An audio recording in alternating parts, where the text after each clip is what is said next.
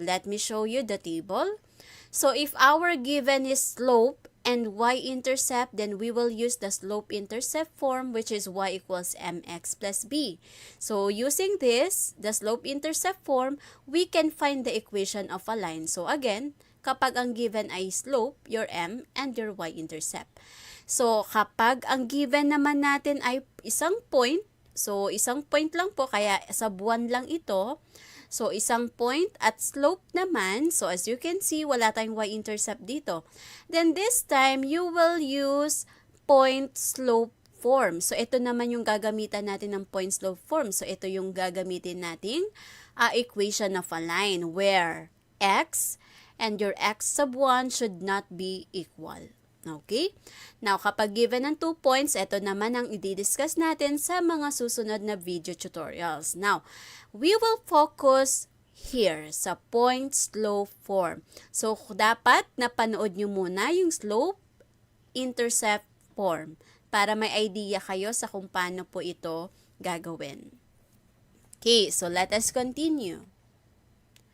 So, in finding the equation of a line, so let's have an example. Find the equation of the line with a slope of negative 2 and passes through negative 3, positive 2. Okay.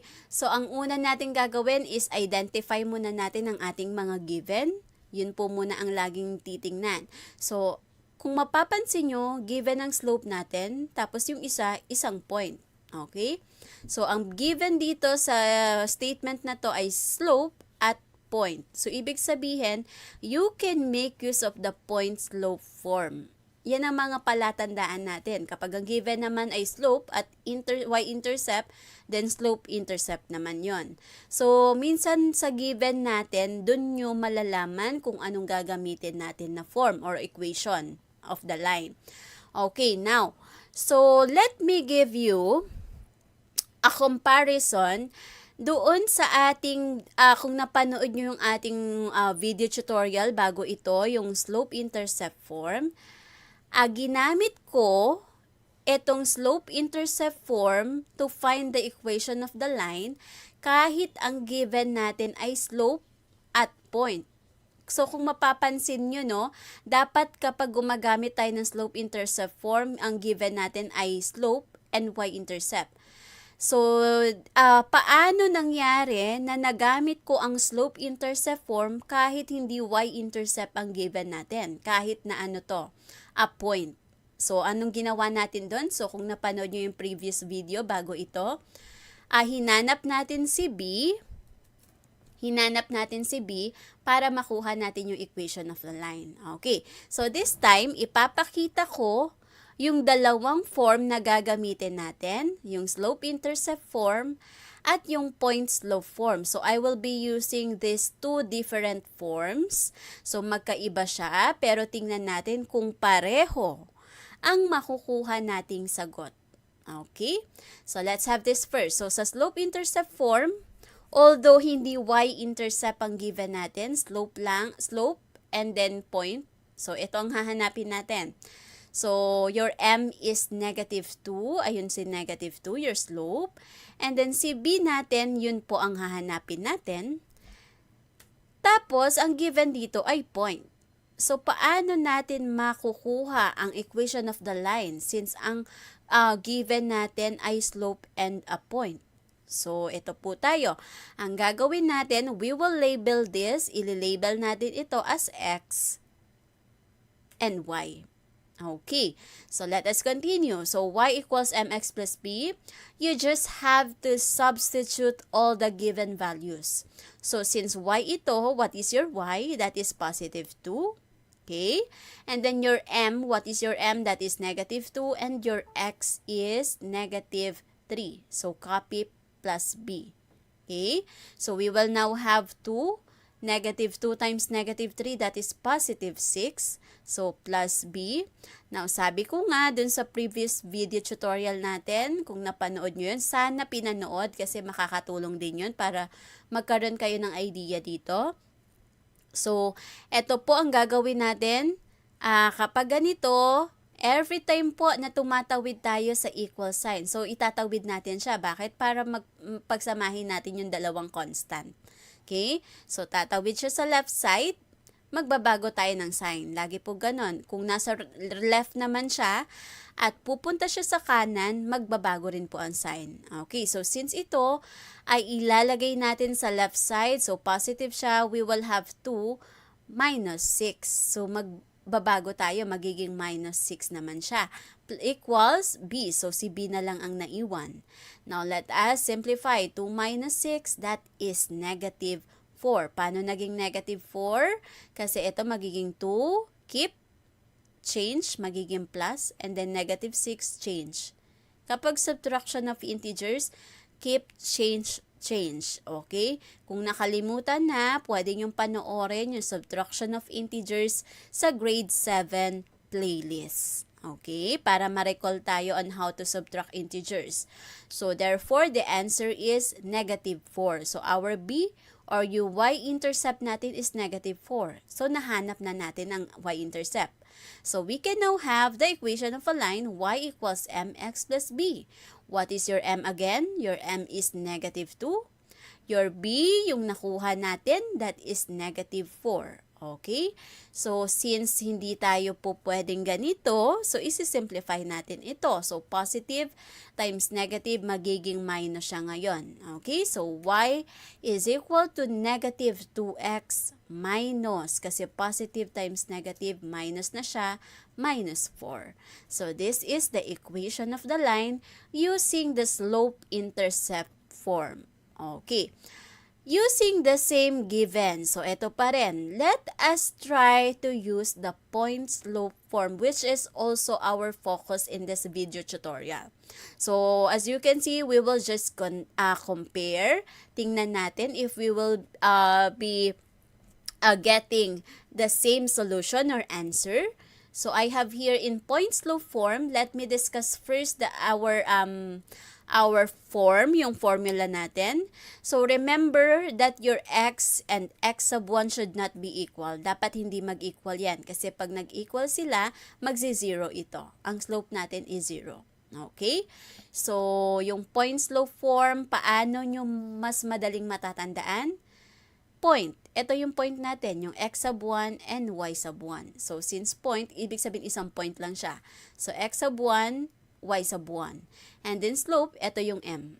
Okay? So, ganun kadaling matatandaan natin ang point slope form. So, let us solve the given, find the equation of the line using the given the slope and the point. So, ito ang slope natin, negative 2.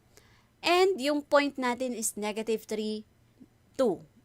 Okay. So, ito, nilabel natin siya as xy kasi this is xy. Now, this time, since point ito, ibig sabihin, ito yung point mo, yung isang point mo. Okay? So, dito mo siya ilalagay sa x sub 1, y sub 1 kasi yung point, ibig sabihin yung isang point. Okay? So, this will be your x sub 1 and this is your y sub 1. Okay, so this is your x sub 1, this is your y sub 1. So, bakit y sub 1? Kasi we only have one point. Yun ang ibig sabihin nun. Pag nagkaroon ka na ng x sub 2 and y sub 2, ibig sabihin second point mo yun. Okay? So, ayan na po. Importante naman label muna natin sila para tama ang ating process or solution. So, using the formula, copy natin, y minus y sub 1 is equal to m, your slope, times the quantity of x minus x sub 1. So, ito ang meron tayo. Meron tayong slope, meron tayong y sub 1 and x sub 1. So, bablanko natin yon. So, your y sub 1 is 2. Okay? Your m is negative 2 and your x sub 1 is negative 3. Okay, now, dito tayo madalas nagkakamali. Kapag negative 3 ang given natin dito na coordinate, minsan, ang nilalagay lang natin dito ay 3. Bakit? Kasi akala nila ito na yung negative. Hindi po Ito po ay kasama dito sa form. So, iba pa po ito. Okay? So, yung iba nagkakamali dahil pag naglagay sila ng 3 dito, they thought eto na yung kanilang negative, yung minus na to, hindi po. So, iba pa po ito. So, x minus your x sub 1, which is your negative 3. So, dyan po madalas nagkakamali. Okay. So, let us simplify. Y minus 2 is equal to negative 2. So, bago mo to i-multiply doon sa loob, kailangan ma-simplify mo muna ito kasi may parenthesis ka pa sa loob. Okay? So, negative times negative, magiging positive. So, x plus 3 na siya. Okay, we can now simplify. So, y minus 2, ito copy lang to. And then equals negative 2 times x, negative 2x, negative 2 times 3, negative 6. Okay, now, so since ito ay constant, kailangan magkasama sila ni negative 6. So, lilipat natin si negative 2 doon. So, since sabi ko nga, kapag naglilipat tayo, we are going to change the sign. So, lipat natin siya doon kasi we have to combine the constants. Kailangan laging natin pagsasamahin yung constant. So, ilipat natin siya doon. So, kung negative siya, magiging positive siya. So, we will have y is equal to negative 2x, copy. Copy natin si minus 6. Ito yung negative 2 mo, magiging plus 2. Okay. So, therefore, we will have y is equal to negative 2x, negative 6 plus 2, that is negative 4. So, this is the equation of the line. So, as you can see, we got the same answer. We got the same equation. So, y is equal to negative 2x minus 4. So, we got the same answer, but we used different form. Okay? So, anong point ko dito? So, kapag ang given natin ay slope at ang point, you can make use of the slope-intercept form or the point-slope form. So, it's up to you kung ano sa tingin nyo ang mas madali. So, let us have another example, but we will focus now on point-slope form. So, ito na po ang gagamitin natin. Okay? So, if given ang point, and the slope, so as again, given ang point, so x sub 1, and ito ang x sub 1 natin, this is your y sub 1. So, and then your slope, ito siya. Okay, so enough na po na meron tayong point at meron tayong slope, so we can make use of this.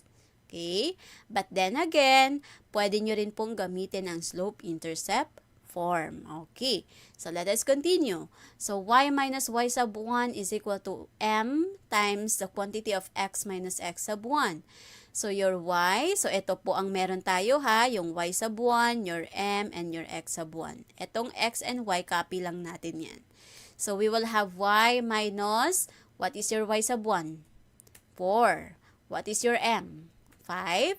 What is your x sub 1? Negative 2. So, kapag negative ang ating given dito sa x sub 1 or y sub 1, i-enclose natin siya sa parenthesis. Okay?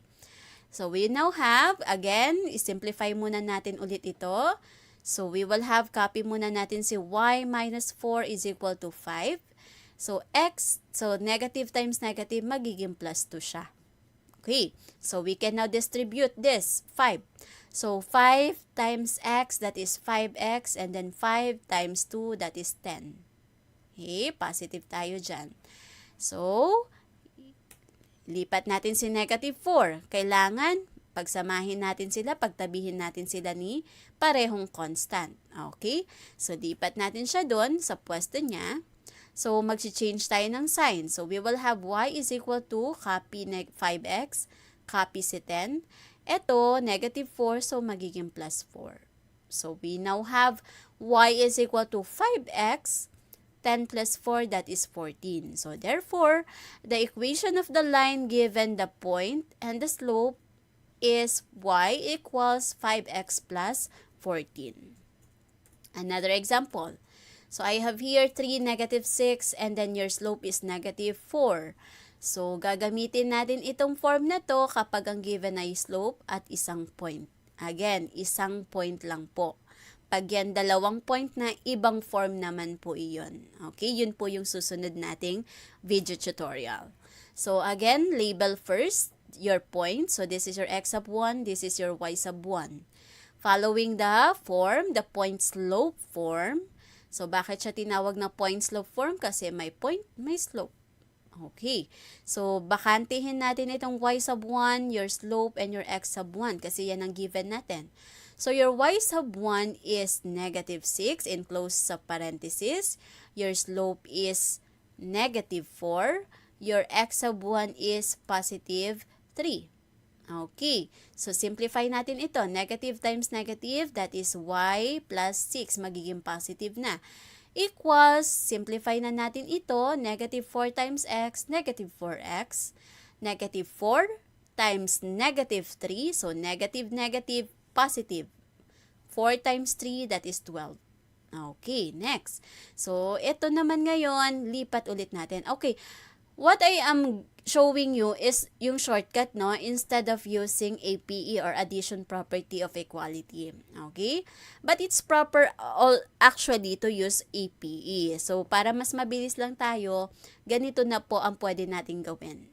Okay? So, kailangan ito si constant natin, isama natin dun sa isang constant. So, tabi natin siya dun. Lipat natin siya doon. So, we will have y is equal to negative 4x pa rin. Copy, copy.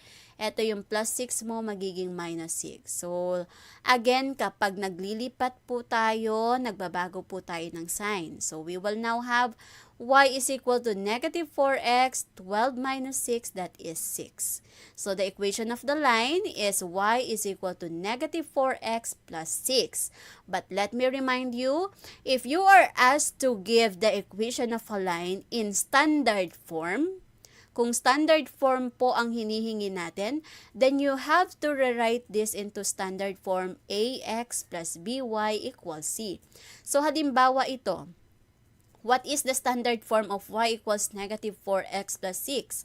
So, dapat, di ba, ax plus by equals c. So, ito lang ang ililipat natin dyan. Tama? So, again, maglilipat tayo, mag-change siya ng sign.